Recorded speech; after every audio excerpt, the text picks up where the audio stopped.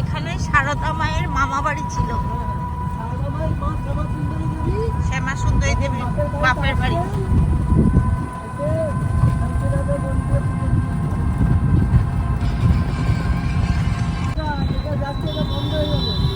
বন্ধ হয়ে গেছে।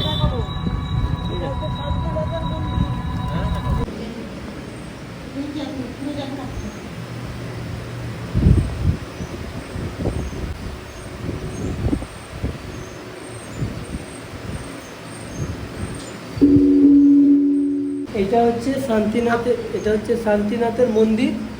এই শান্তিনাথ মন্দির হচ্ছে প্রাচীন মন্দির, ঠাকুরের জন্মের আগের মন্দির। এখানে ঠাকুর 25 বছর বয়সে যাত্রা শুনতে এসেছিল। এখানে প্রতি বছর গাজনের উপলক্ষে যাত্রা হয়। আর ঠাকুর সারদা মাও এসেছিলেন যাত্রা শুনতে, তখন মায়ের বয়স 6 বছর। এখানে বসে থাকতে থাকতে মা বিরক্ত ভাব হয়ে গেছিল। তখন মায়ের ঠাকুমা বলেছিল, এতগুলো ছেলে আছে, কোনটা লাজ জামাই করবো বল, শান্তি করে বল, ছেলে কত আছে, কোনটা লাজ জামাই করবো, ইয়ার কি মেরে বলেছিলেন। তখন ঠাকুরের দিকে মা অনেক তুলে দেখেছিলেন। সেই থেকে ওনারা বলতেন, আমার দেখাশোনা তোমরা করো না, আমার কামার পুকুরে কুটোর গাড়া আছে। আর বাবা বলতেন, আমার দেখাশোনা করো, জয়রাম মাঝে কুটোর গাড়া আছে। এই শান্তিনাথের মন্দির আজও আছে। আজও এখানে যাত্রা হয় প্রতি বছরই, প্রতি বছর হয় না? বিরাট ভিড় হয়, বিরাট উৎসব হয়।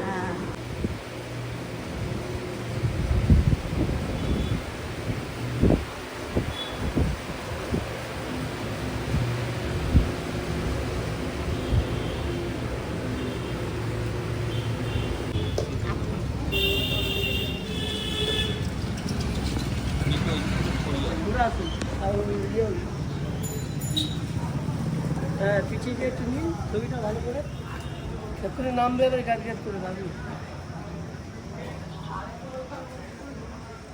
আর এই জায়গাটাই না, এটা শিহর জায়গাটা না, এটাও শিহর, এটা শিহরই না। তারপরে এই যাত্রাটা হয় কোন জায়গায়? যাত্রা এখন এখানে হয় পুরো প্যান্ডেল, এই যে পুরো এই যে এখানে না, এখানে তো কোনো গাড়ি ঘোড়া চলতে দেয় না। এখানে যাত্রা হয়, ফাঁকা থাকে, প্যান্ডেলে যাত্রা হয়, অনুষ্ঠান হবে, লক্ষ লক্ষ লোক আছে, লক্ষ লক্ষ গাড়ির সময় লক্ষ লক্ষ লোক আছে এখানে। আচ্ছা, প্রায় 2-2,500 ভক্ত হয়, 2,500, 3,000, 4,000 ভক্ত হয় প্রতি বছর এখানে। হ্যাঁ হ্যাঁ, ভক্ত ভক্ত।